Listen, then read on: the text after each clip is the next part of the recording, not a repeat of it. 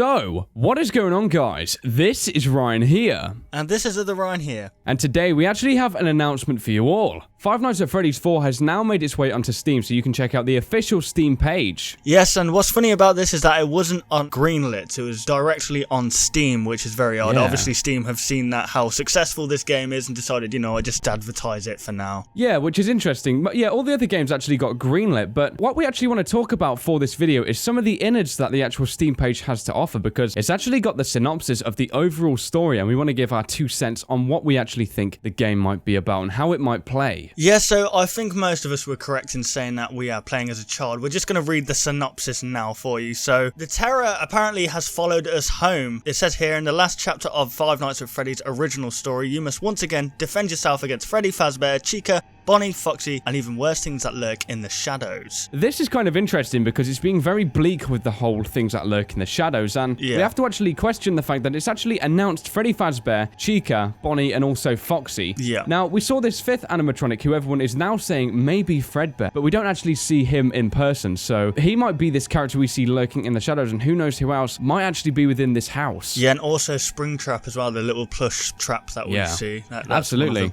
Absolutely, but we also kind of have to think that this guy's not really lurking in the shadows as such. However, he's actually situated between 4 doors which are shrouded in absolute darkness, so these 4 rooms may actually contain something pretty ferocious if the plush trap character, reaches the X, or the numbers in the top right-hand corner reach the 0 mark. Definitely so, and moving on with the synopsis, it says we play as a child whose role is yet unknown, which is very strange why he isn't actually giving this information out. I reckon he's saying this because we find out in the game itself. Absolutely, yeah. I was going to say, for Scott to actually not want to reveal any of the characters within the synopsis of this game, it's quite clear we're playing as someone important, or maybe someone who is related to someone of importance, and if he actually gave away the name, perhaps it may spoil the plot, and I think it's definitely going to be something that will drive the story in Five Nights at Freddy's 4. And another thing which I found very interesting was the next portion. It states we must safeguard ourselves until 6 a.m. by watching the doors. Now, once again, we're having this 6 a.m. occurrence, and I just thought that was interesting how it's the 6 a.m. time even though we're in a separate house, and it makes me think, what actually happens at 6 a.m? I think I've said it in previous podcasts. I think that if this is genuinely a nightmare, or if it's real life, you know how a kid thinks when it's daytime everything's fine, all the monsters go away kind of thing. So either he wakes up, or it's like a child's mind where everything in his head goes away because it's daytime. It's the mentality of it. Oh, I see. Another thing I actually had as an idea is actually going back to when we said we may be playing as one of the main characters, such as maybe the purple guys or one of the actual night guard's sons, because after 6 a.m, of course, that's when the night guard also finishes his shift, so he may actually come home to save this child, but once again, we have no idea. And then towards the end of this paragraph, it actually says that we also have to ward off any unwanted creatures that can get into the closet or also onto the bed behind you. Now, we know of 2 key things that actually happen where we see something on the bed and also something in the closet. Yep, now the first one obviously being Foxy in the closet, and it's very interesting how it says we have to ward off these creatures, as if like Foxy isn't always in this cupboard. Yeah, and this is what makes it really interesting for me. Yeah, it makes you think where he's actually going to be coming from, and obviously the bed behind you is the plush traps, and I believe that the plush traps represent the Freddy that we see in the new images on the Steam page. We see a little Freddy plushie on the bed, and I think that they're a representation of that plushie but in nightmare form. Absolutely, it's very interesting, and I actually think another point moving on to the next part is how we can actually shine a torchlight on Foxy and how he won't kill you. Now, this is leading on straight to the next part, where it actually states we only have a flashlight to protect ourselves, and it will actually be used to scare away any of these things that may be creeping down the hallways, aka we see the Bonnie and the Chica characters, and it may explain why the flashlight is turning on and off frequently, followed by the Bonnie then cowering, but it also says that we have to listen very carefully, because it seems like if we shine the torchlight and one of these guys is too close, we will actually die. So, of course, we know in the trailer that when Bonnie attacks us, there is an intense light source, and it actually must be the fact that the character we're playing as has actually shone the torchlight on this animatronic, and in turn has actually triggered it to come and kill us. Yeah, and this is very interesting because, as we know, this backs up the year that we are playing in, because in Five Nights at Freddy's 2, which was in 1987, when we flash the light inside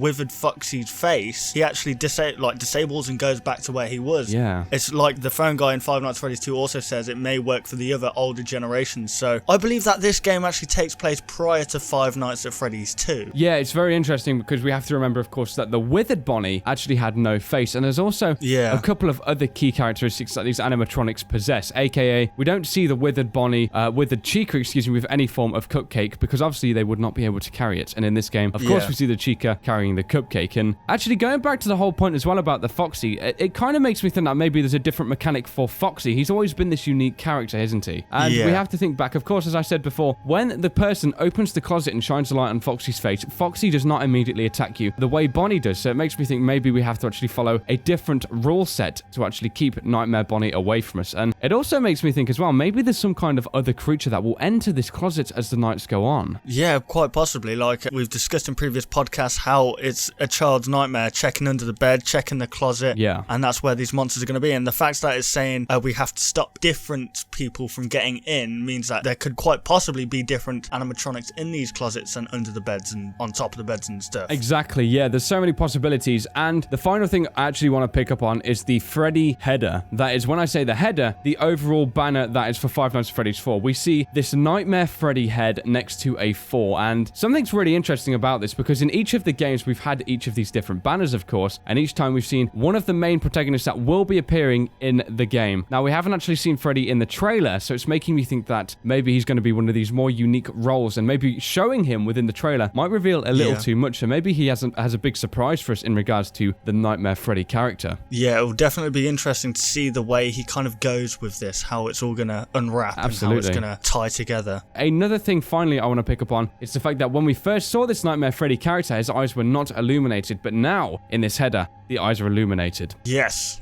So there we have it, guys. That is the Steam page for Five Nights at Freddy's 4. Hopefully you did enjoy this video and be sure to check it out yourselves. Yes, and if you guys did enjoy this video, why not leave a like rating down below? And if you're new to this channel, why not subscribe for more discussions and theories like this, and also some gameplays. So thank you very much for watching the video, guys. And we'll, of course, see you on the next one. Goodbye, guys.